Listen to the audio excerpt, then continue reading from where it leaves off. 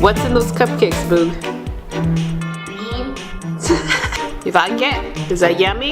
Yeah. Banana chocolate for 2 days.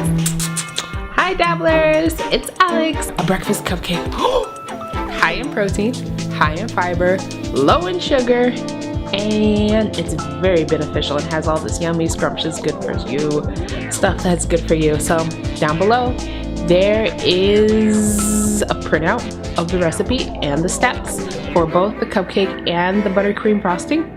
And it's vegan. Da-da-da. To add more sugar, you can. If you want to add less chocolate, you can. But you know, it really just kind of mix and match it up. Maybe even throw some blueberries in there. You know, tailor to fit your needs. Some goji berries, and you can make a brownie out of it. How cool is that? Brownies for breakfast, cupcakes for breakfast, everything that you shouldn't eat for breakfast. Yeah, so many sweets. But I know I felt guilty. I was eating them this morning, and I'm like, oh my god, why am I eating a cupcake before I go to the gym? And then I'm like, oh yeah, that's right. It's vegan, and it's healthy, and it's delicious, and it's packed in protein.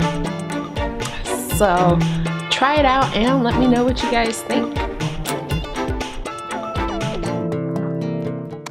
1/2 cup of margarine or butter substitute, 1/2 cup of coconut oil, 1 cup of soy milk powder, 1 cup of vegan marshmallow cream, 2 teaspoons of vanilla extract, or as I used a vanilla bean and scraped out the contents, 1 optional 1/2 cup of sugar. First, we're going to grab our food processor.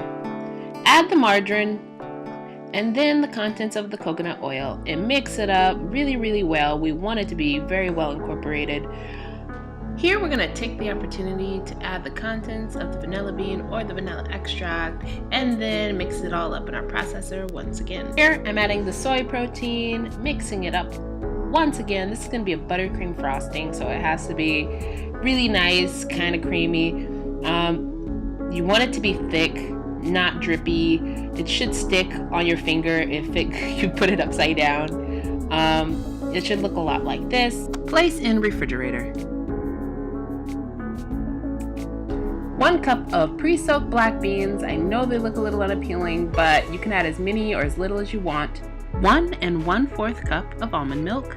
Here we have some big decisions to make. I opted to use a 1/4 cup of dark melted chocolate, but if you want something chocolatier and sweeter and shinier, opt for more chocolate. Personally, I'm just trying to cut back on sugar. 1/4 cup of cocoa powder. If you want something chocolatier, you could opt for more, but if you're trying to save yourself the calories and the fat, go for less. 1 vanilla bean or 1 tablespoon of vanilla extract. 3 tablespoons of hemp hearts, 1 1/2 cups of buckwheat flour. If you want something lighter and fluffier, you could also use coconut flour or whole wheat flour or just all-purpose flour. 1/4 teaspoons of baking soda, 2 teaspoons of baking powder, 1/4 cup of soy milk powder, an optional 1/2 cup of sugar.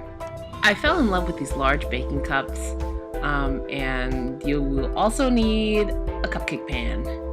Once again, using my food processor, I've already pureed my beans. Here we're going to add the vanilla bean or vanilla extract. Next, we're going to add the melted chocolate. You could always taste your batter. If it's not sweet enough, you could add more. Here we're going to mix our ingredients up. Again, you'll see it go from sort of a purplish color to a nice dark chocolatey color in a little bit. Next up comes in the cocoa powder. Mix it all up once again. If you do decide to add more cocoa powder, you're going to have to add more almond milk. Next, we're going to add our almond milk. I just add mine in while the processor is still going. Using a large mixing bowl, I'm adding my flour, my baking soda, and baking powder, my soy protein, my hemp seeds, and optional sugar together in a big bowl and stirring it all up. Just really trying to incorporate the ingredients, and it should end up looking like this. Next, I add those dry ingredients into my food processor. Once again, we are going to mix it all up. This is the perfect time to do a taste test. My batter was a little too thick, so I opted to add a little bit more almond milk and blend it up again. Here I'm taking a clear Ziploc bag and I'm pouring my batter in there so it's easier to get into my cups. Next we're going to cut the corner of the bag in order to prepare to fill our cupcake cups.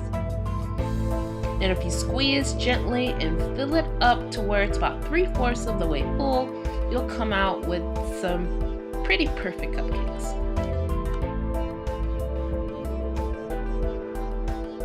Next, we're going to set our timer for 15 minutes. Make sure you use a toothpick to check your center. When they're done, they should look something like this. Once frosted and decorated, your end result should look like this.